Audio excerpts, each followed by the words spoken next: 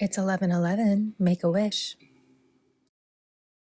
Hi, it's Shelli, and the following interview is just one snippet of our interview with Megan, who is a patient and a patient advocate. You may hear some dog barking in the background. That is her service dog in training, Ella. Ella is the sweetheart. If you would like to help us get better sound, there's going to be a link at the bottom of the show notes.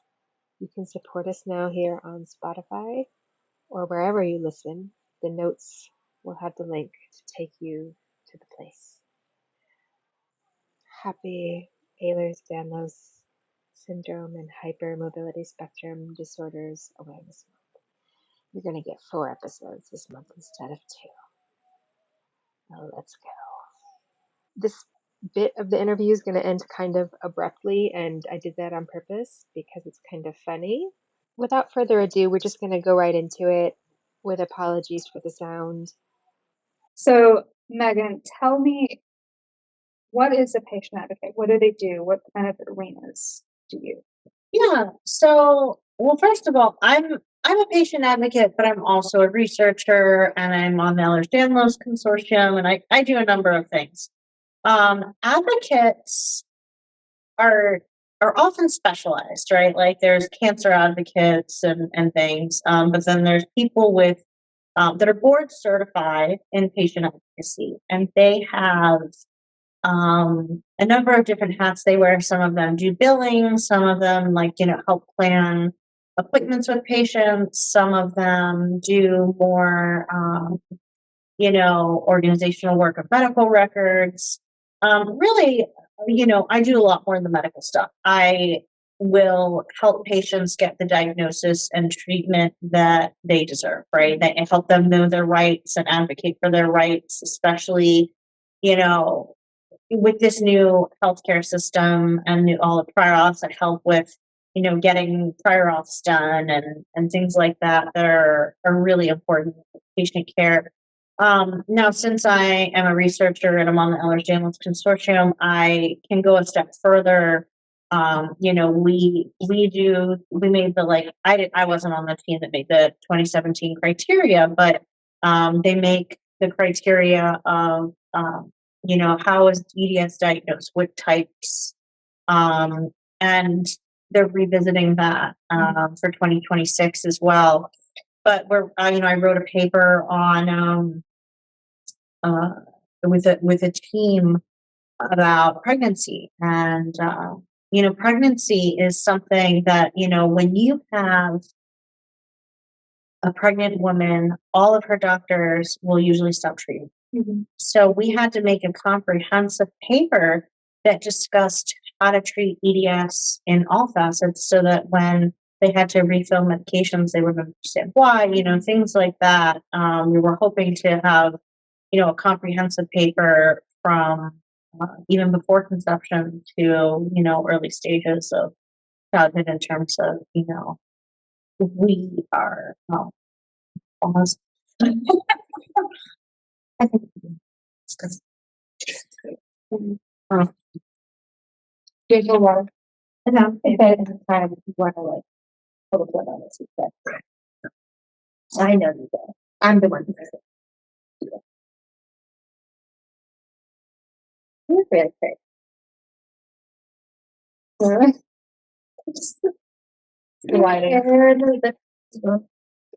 We don't even do that.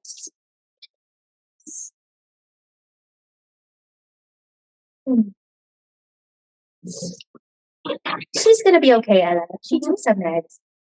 Mm-hmm. Are you worried about mommy? The mommy's okay. Good. She is a good boy. She's been so good here. Mm-hmm. I figured she would. I've seen all your posts about. Yeah. She'll be shy. Mm. Okay. So, when I work with patients, I get to know them individually, and there's no one cookie cutter thing that I do for everybody because everybody has different needs. Of course, I work with mostly Ehlers-Danlos. A lot of patients are autistic. They a lot of people in general have problems with preparing for doctor's appointments, advocating for themselves at doctor's appointments. Some people are so traumatized by the medical system, they don't want to speak at all at Right. or Or they're afraid to ask questions because they've been shut down before. yeah. Believe it or not, there's so much bias. Uh, doctors will see a patient and, they might believe them, but if there's somebody else telling the same story, they're more likely to believe it. If I'm speaking for a patient, they take me a lot more seriously than they take patients sometimes. And it's a travesty that, they take, more seriously if your husband or a male figure is in, and it's in a lot of ways it's implicit bias. They don't mean to do it. They don't realize they're doing it. But it helps to, prepare for appointments with an advocate. We always, advocates are always available to people who can't afford us to. Like, I don't know an advocate who doesn't do pro bono. But it also can be a lucrative career where, some patients are charging $250 an hour for advocacy, right? So, it's really dependent on just us.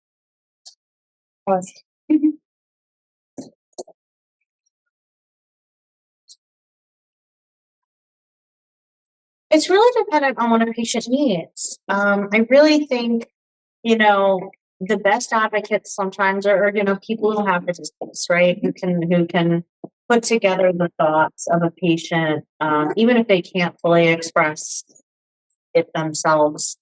Oftentimes in support groups, people have the buddy system where one person will advocate for their friend, and then their friend will come to appointments with them. They'll go to appointments together. They'll trade off on driving. They'll trade off on taking notes. I think it's a really good idea to utilize your local community also for finding doctors, right? Just like the crowdsourcing. Oh yeah. So if you can't find a patient advocate that has availability or that's within your price range or whatever, there a lot of people I do this, a lot of people do this. I know you guys do this as a form of healing, right? Like the best part of healing, transmuting that pain into something meaningful. Yeah, absolutely. So there's a lot of people that are really wanting to help. So how do we go about shopping for an advocate as an individual? How do I find someone? Yeah, how do you know that it's a good fit? Well, all advocates should have a free consultation, right? So when you know it's a good fit by if you have a consultation and you ask, same as with a doctor, right? Like you have a consultation to see if your personality is vibe, if they ask them questions about your conditions, what they would do in this situation or that situation, right? Yeah. So there's several ways to find advocates. There's Ehlers-Danlos the Ehlers-Danlos Consortium is separate from the Ehlers-Danlos Society. The Ehlers-Danlos Society has a list of providers, and under those providers are advocates. And we all work usually nationally, internationally. We do telehealth type of appointments where we do Zoom or phone calls or things. So there's lists there. Many of us have spoken at the conferences, so some people know of our names. But you can also go on the BCPA website and see all of the licensed, certified advocates. So it's board certified patient advocate. So you have to take a test, do education hours, keep continuing education. But there are a lot of advocates that have been doing this for years that haven't gone for the certification that are just as competent. There's college programs now to go through for them. And it's different when you have an advocate that works in a hospital system versus when you hire privately. They're external to the ACE system. Yeah. I mean, the ones that work in the hospital, oftentimes they can't help you as much, right? They can remind the doctor Because they're right. Yes. Right. But they're also not medically trained much. So I have extensive medical training, right? So I know that when a patient is put on this drug, this can happen. And a main part of my job is, if a patient is diagnosed with mast cell disease, right? I can, tell them what all of their treatment options are, the risks and the benefits, and they can decide what they want for their bodies. And I can help them talk to their doctor about what they, right, what they want their treatment plan to look like. And it's a compromise between the doctor and the patient and what the doctor and patient are both comfortable with. Instead, a lot of patients just go into doctor's offices and say, oh, I have this. And the doctor says, oh, well, here's the treatment. And then they leave and they don't get the right information. They don't get the education about lifestyle changes. Try to be really holistic about. You guys get that a lot? What? Fingernails bending back. Yeah, oh my God, yeah. Bendy nails. Bendy everything. Yeah. Sorry. I just was trying to adjust myself. Just moving. Just trying to live. God forbid we move and something happens. And that's the other thing, like telling doctors, like I was talking to a patient online the other day and she was saying, her shoulders dislocate umpteen times a day, right? Just like by just moving. But her doctor wrote in her chart that, she was doing it on purpose. And that other doctors refuse to see her because they think she's, doing something malicious. So really educating the providers, like what can actually happen in these patients, sending them the research that this is part of the disorder. This is not this patient making it up. This is not this patient doing it on purpose. Proper treatment, get this patient surgery. They're not just seeking pain meds, right? So yeah, the BCPA, there's a directory of people who passed the exam, continually working on their education, things like that. There's requirements that we have to keep up with. Is that national or is that each state has? No, it's national. Okay, so it's not like the medical boards or like the states. No, it's national. It's national. And so you're certified national. You can help anybody national. You said you help international. Oh yeah, I mean, but also you don't need you don't need it. I'm just trying to say, like, yeah, sure. But that provides class, I'm sure. It's definitely it's they hold us to ethical standards, right? I have to be very careful what I to stay within those ethical guidelines. And I wouldn't want to go outside those ethical guidelines. Of course, they're there for a reason. So, as a consortium, member, I have additional knowledge and skills that I can help people, but I do that sometimes under consulting, not under advocacy, which is a little bit different of a role that I can have. So you worked with the consortium, so there's this like higher level of awareness. You work with individuals, like we can privately hire you as an advocate to come to appointments, help me plan my friends and then you also have done some like education type. Oh yeah. Like next week, I'm going to a psychiatrist office that's like a holistic psychiatrist. So they have a nutritionist, they have, a whole team. So they want me to come and do training about mast cell activation, what kind of diet to have with it, what kind of lifestyle changes, and how it can present in patients. Because they see a ton of patients with POTS and all sorts of stuff. So they, so actually, that's where we end up. Oh, yeah. Well, I mean, that's the other thing. They think a lot of patients are crazy and send them to. But I mean, otherwise, patients that are autistic have mobility. They have, these physical symptoms. Right. So it's hard to separate. And a lot of those autistic patients might have trouble describing their issues. Absolutely. Speaking for myself here. No. Yeah. Well, and that's the thing, right? Is when you have autism, sometimes you can't read your body. So learning how to ground, learning how to listen to things is really important. But yeah, so like I've done CMEs. I've been on different boards of things. You spoke at the conference last year. Yeah, I've spoken at several EDS conferences. Last year, I spoke about sexual dysfunction. The consortium committee I'm on is the pelvic committee, and we wrote that pregnancy paper, and we're doing. We have a lot of plans of all sorts of things that we're doing, but I feel like I want to be involved in helping people as much as I can. I'm disabled myself, right? I have come a long way myself, and I want to help other patients to get where they want to go. I want to see what their goals are and get them as far, and then maybe we'll only get them 10%. Some people will get 90, 100%. It's managing expectations is really So you important. said, every patient's different. We all kind of have different needs, but is there something that really connects us all?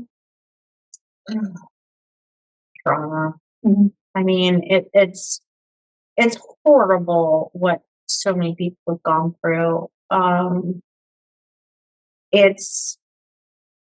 We have all really, Ehlers-Danlos itself is a traumatic disease with the pain that we go through. Most of us have been gaslit by doctors. We gaslight ourselves. We tend to have had punitive action by the medical system, denying us treatments. A lot of autism. Getting a certified letter on your birthday, dropping you as a patient who you've been for 20 years. That happened to me last year. It arrived on my birthday. I mean, a lot of the time, And they canceled my appointment too. I remember that Yeah, story, and there's just Last year, That was really hard for me.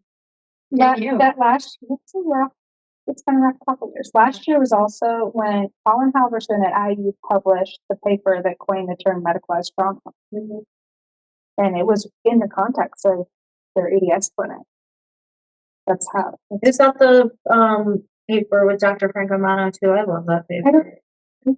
I think that was a separate paper. I think Is this the one we mentioned where they coined the term CAPS? At IU, yeah. Clinician Associated. Yes, that's the same. Yes. So Dr. Franco Mano is she started the DBMC clinic near me. And then she moved to IU. And that was a fantastic paper, and it showed punitive action towards, a high number of patients. Nearly all Ehlers-Danlos patients have a rough road to even finding out they have it. And then when they have it, they don't, when I was diagnosed, they said, okay, well, you're diagnosed now. Now go just drink Gatorade. That's the only thing you can do for it. They literally told me that's the only thing. The only thing. And I was diagnosed by a top doctor at NYU. I was just about to ask, I think I was 26 when I was there, and then later I saw Dr. Franco Mano when I was later, and then I ended up getting a full exome sequence, and then we found I was actually not hypermobile. I had type 1, which is not surprising with all my weird family history. But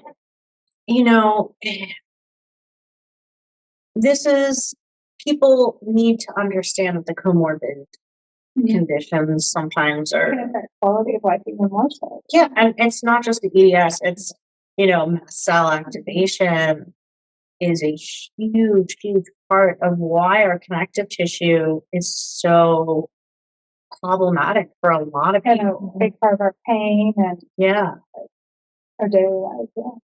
So you were relatively young for diagnosis. I didn't realize that. That's amazing. But I suffered my whole life. Yeah, obviously. I had really significant problems. They diagnosed me when I was with fibromyalgia when I was like 20. And I was like, no, this isn't it. You knew there was more to the story. Yeah. And, there are certain studies that say like half the people that are actually diagnosed with fibro have EDS and the other half have some unknown autoimmune condition. And some of those people overlap. But there's much more to the story than and we talked about this off camera, but a lot of people get all of these things after illnesses or vaccines or something that surgeries or puberty. There are a lot of activating events that people have. A lot of them are antibody mediated, right? So when you get a disease or when you get a vaccine and your body is making antibodies towards something, they can make autoantibodies. Right. So, what like Dysautonomia International and a lot of health and post-COVID related organizations are doing, are they're trying to find out which antibodies are related and trying to develop drugs against those antibodies. And what we've done for a lot of people is put them on IVIG, which kind of just works on all the antibodies. It basically floods the body with antibodies, and I can go into more detail, but basically, we're looking for ways to do that with a drug instead of, a bunch of people's, blood product that has that risk as well as the Right. cost and the side effects. And people get all sorts of side effects from it that are, not ideal. But there's, since COVID happened, I mean, I hate to say it, it's the best thing for the LGBTQ community. There's so much recognition, so much research. And in Research. Absolutely. Although the girls with autism studies started in the 90s. Yeah, but how in the world we were ignored for so long, I have no idea. So, we talk about the trauma just in a doctor's office, but also, off camera, we talked about, this was in your family, the same as in your family and my family, but unrecognized until this generation. Yeah. And so, well, I think it gets worse too. Like, there's most people I know, their kids are worse than they are. Yes. I can corroborate that. Or I'm just self-gaslighting my own memories. But I would say my daughter is experiencing an earlier presentation, a more severe presentation, more disabling events. Now that I know more about mast cell, I'm going to go ahead and say that. And I think we need to address that. Yeah, and I think a lot of my problems at that age were related to yes, certainly. Yeah, and so the thing with mast cell is a lot of people think that you have to have a hide, you have to have anaphylaxis, you have to have all of that. Exactly. That's why I was like, I don't react necessarily to a lot of things on my skin. But now I'm knowing I'm reacting. Do you have emotional reactions? Do you get hot? Well, you just saw it. Well, they see you stripping your shirt off. We save that. I said for later. That's for another platform. Wow. Yeah. So basically, a lot of people and even physicians that okay. So here's the thing: the mast cells secrete a bunch of different chemicals that are inflammatory, and a lot of people, the only symptom that they have is pain or POTS, right? So mast cells secrete histamine. Histamine is a vasodilator. When you have vasodilation, your POTS are going to get worse, and your adrenaline is going to get worse, right? Because your adrenaline is a vasoconstrictor. It's released in order to tighten the veins and the vessels. So it's like this cascade of events, cascade of fuckery, and it really all goes back to your body's just trying to get back into some sort of homeostasis because it's not. Well, and that's what dysautonomia often is the dysregulation of homeostasis. And if you're in a room and you have the thermostat and you open the door and then the heat goes on and you set the thermostat to 75, but it goes up to 80, right. That's kind of what, dysautonomia does to us. But, in reality, mast cell, you sometimes don't know if you have a mast cell problem until you treat it. And then so there's again this perception, this stereotype that this mediator does these great big, hives or whatever. Right. It's pain, it's dysregulation, it's things like that. Yeah, and it affects the brain. So I have a client that I'm working with, and she's autistic, but very low support. Yeah. But she has a lot of problems writing emails, right? And her first week on chromal and sodium, she says to me, I can write emails without a phone.